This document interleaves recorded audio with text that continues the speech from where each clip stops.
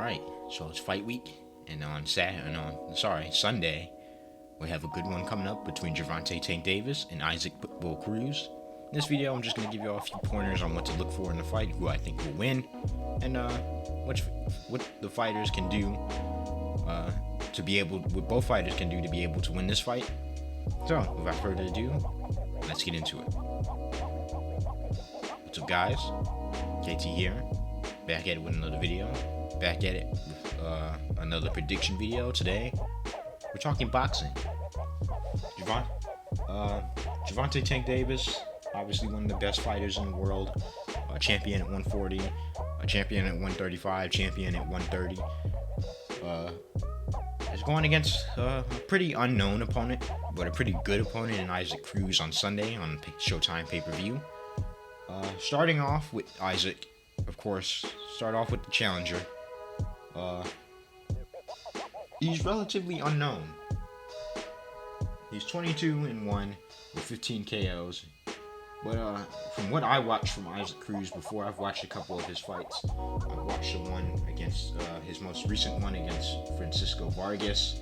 I watched his Jose Matias Romero fight, and I watched him dispatch quickly of Diego Mandalay.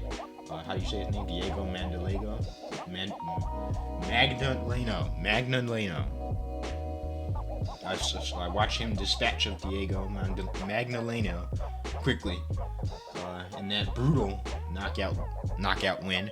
So he's a pretty good fighter. Not much is known about him per se, but from what I've watched, I think he's a pretty good fighter. He's a very one-dimensional fighter.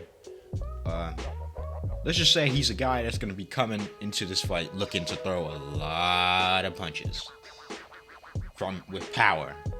If you've watched Isaac Cruz, you know that he is a guy. He doesn't care much for defense. He's not going to box your head off. He's coming to seek and destroy. He is like a heat-seeking missile. Once his target is locked on, it's just going to keep going. It doesn't blow up before it gets there. It doesn't stop. It's just going to keep going and going until it hits its target. That is what Isaac Cruz is. He's a guy that's not going to box your head off, but he is a guy that will put consistent pressure on Gervonta Davis during this fight. And that's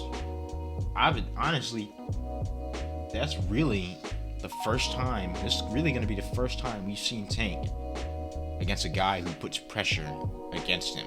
When he fought Mario Barrios, Gervonta Davis, when he fought Mario Barrios, it never really felt like Barrios imposed his will against Davis. And to Davis's credit, there's not many people that can say they put Davis in a tough situation in the boxing ring, because he's just that good. He's just that good. But I don't think Isaac is. I just feel like he has this aura about him that he doesn't fear Tank Davis like he should. There's nothing wrong with it, but he's going to come forward. He's going to put pressure on Gervonta Davis. He's going to try to make him feel uncomfortable and fight his fight. Pitbull is a very aggressive fighter. He's going to come forward with his head down. He's going to take a lot of punishment. I'll tell you that now. He's going to take a hellacious punishment, but it should be a fun fight, because I don't know about his chin. He's never really been hit cleanly like that against a guy with just knockout power like that. But, I think Cruz can give Tank a bit of a challenge for however long it lasts. Obviously, for Tank, you got his knockout streak going. He's undefeated. He's 25-0 with 24 knockouts. The only fight that went the distance was with Gamboa. Here's the thing with Tank.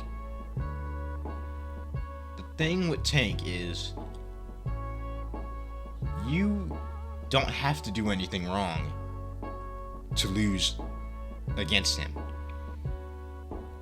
You can make the tiniest mistake and he will knock you out. That's how dangerous Tank Davis is.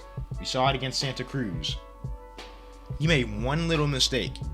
Against most fighters, yeah, that mistake wouldn't have cost him a knockout. But against Tank Davis, you go on night-night. If you make one single mistake, it's not because you're doing bad in the fight. Barrios didn't do bad in the fight either. It was a good fight. It's just that Tank Davis was better. There's literally nothing Tank Davis can't do right now. Gervonta is probably the most complete boxer in the world, as far as like his mindset, the way he comes into fights, the way he when he gets in the ring, the way he fights, and the way he's able to download information. It's like a robot. He stares you down for a minute. He lets you do what you do first, and then once he downloads all that information, he starts to get used to you. Then once he feels you have no power or you can't gain his respect, he's gonna start walking to you and stalking you. And then ultimately, he's like a viper. When he explodes, it's already too late. You're already on the ground, knocked out, looking at the sky. That's how good Tank Davis is. And his defense is spectacular. His head movement is spectacular. His foot movement is spectacular. We saw it against Barrios. He doesn't get a lot of credit for that, but he's a very good defensive fighter. What I do think he needs to do in this fight is keep Cruz up off of him by using that jab and moving around the ring enough to where he can kind of dodge some of Isaac's recklessness against him. Because Isaac is going to be reckless. He's going to want to push the pace. He's going to want to make it uncomfortable for Tank. And I do not think it is advantageous for Tank to get into a firefight, even though everybody knows Tank can get into firefights and can win them easily. But it's not advantageous because Isaac is so reckless and he throws very good power shots. And he has very good timing as well, which is underrated about Isaac. Is that when he catches you, you don't want him catching you, because if he catches you and he senses blood and water, he's gonna come towards you. He's gonna get even more crazy with his punches. I'm serious. This dude is like a ball of energy that just keeps throwing punches everywhere. It doesn't stop, and it's not even jabs or anything. It's just punches, power punches, like hooks, uppercuts. Anything other than the jab counts as a power punch. So he's just a ball of energy, and I think it's more advantageous for Tank to get on the outside and box and then systematically break down Isaac Cruz before he goes in for the kill and knocks him out. Ultimately, let's wrap this up. Ultimately, I think Gervonta Davis will knock out Isaac Cruz in the 5th round via uppercut or hook.